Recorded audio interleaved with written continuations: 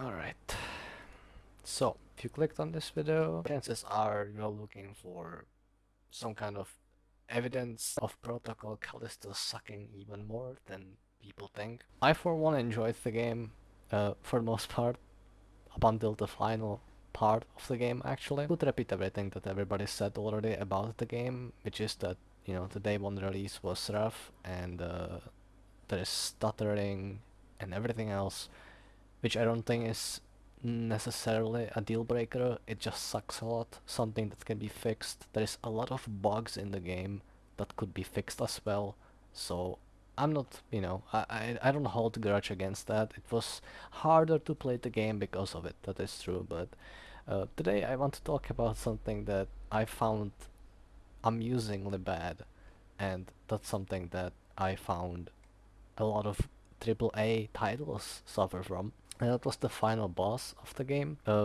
Just for a frame of reference, I have gone through the entire story in about 2 days, playing, each day about 5 hours, maybe a little bit less. So my final game time is about 11 hours, plus the 30 minutes that I was trying to figure out how to make the game stutter less, which I didn't. Let's talk about the final boss, because I think this is just a prime example of good intentions going very wrong. I've played the entire game on easy, which I do almost with every story game I play, which means that, for the most part, every boss, every bigger enemy in the game was, fairly easy to me to beat.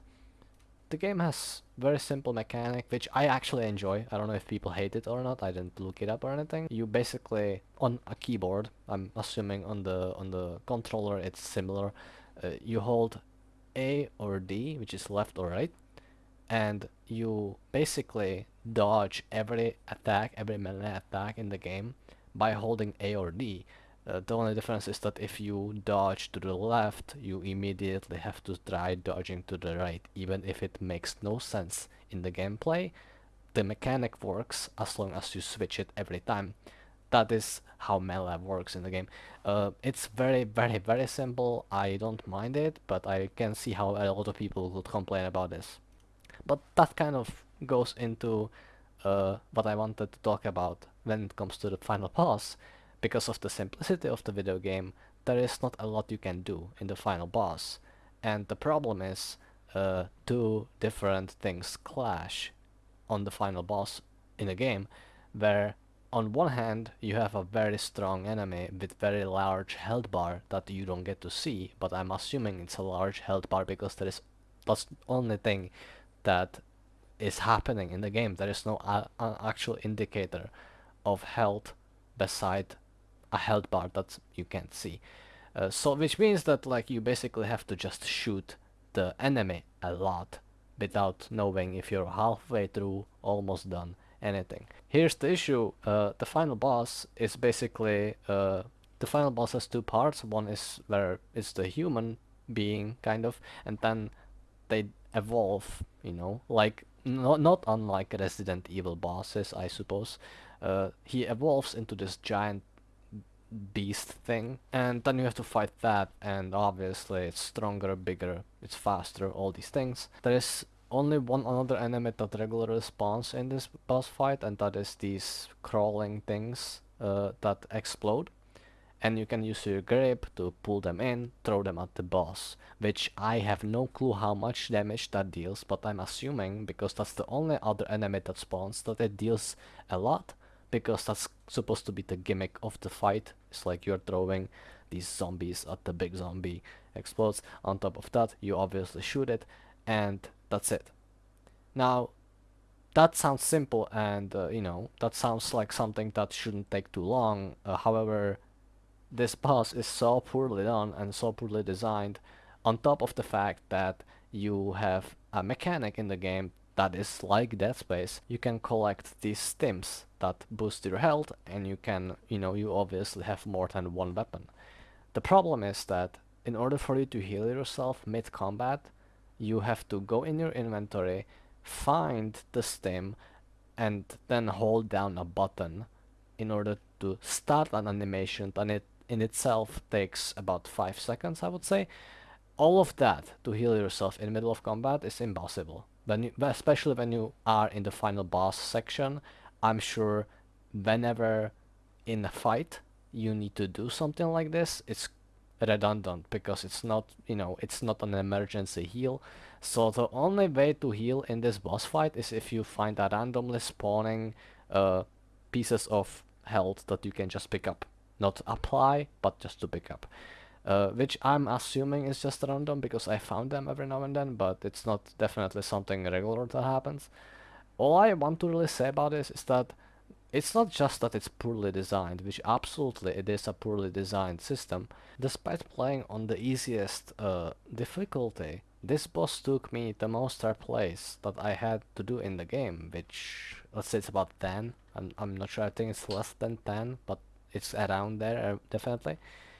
And I'm not the best player, on top of the fact the game was losing frames constantly, but not as much in this fight as in other parts of the game, but nevertheless it's ridiculous. Uh, it's really bad feeling because I like the game. I think the game is pretty good actually. It's just that, yeah, overall this experience just puts the nail into the coffin for me, because up until then I can deal with stutter game. I know a lot of people just constantly barrage the game on reviews, on Steam reviews and everywhere else. It's fully optimized, day one, unplayable. I wouldn't say it's unplayable, I would say it's difficult. It's definitely rougher than you would say an AAA game would be. I had played worse games on their one release, like Cyberpunk, and this game is very linear. It's not open world game, so yes, there is definitely places in the game where the stuttering happens and it's not fun. But like I said, it's not the worst thing in the world. This final boss thing is very interesting. The game itself is not that long. I didn't expect to get into final boss this fast. Uh, it was definitely a fun experience. I think we have not learned much of it in the story, so I'm surprised it ended that fast. They definitely think there will be another game the way it ended. Uh, but my only critique that I want to say, at least, I have much more to say uh, in a criticism of the game, but the only critique I have, and that's why I'm making the video now, that I really wanna say, is the final boss is insanely bad, poorly designed thing. It was fun to watch the cutscenes, but the gameplay in this specific area in the game, in the final boss section, which a lot of video games for some reason fail at very hard, it wasn't difficult to defeat it. I have spent number of times getting killed because of just random things that didn't work a lot.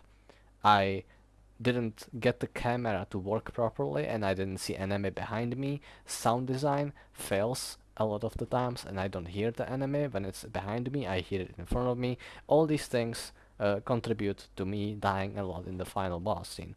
And like I said, after a few attempts, let's say 7 or 8, I managed to literally win the boss fight by doing the exact same thing. I didn't change my strategy.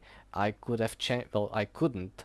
I could change the weapons if the weapon change animation wasn't so uh, long and so difficult to select. Even though they tried to make the weapon selection much faster and smoother, in final boss it doesn't matter. You need around 3 seconds to do anything you need to do, which is just about enough time to reload a weapon. But if you wanna do anything else, you will not get it done. So I couldn't even change weapons, so I was stuck with the choices that I had pre-selected, which is fine because that was what I wanted to use. But I imagine somebody who didn't have the weapons they wanted for a final boss, they would probably have to somehow get a save that was before the boss fight, because there's no way to change it in time. Not without losing a lot of health, I imagine.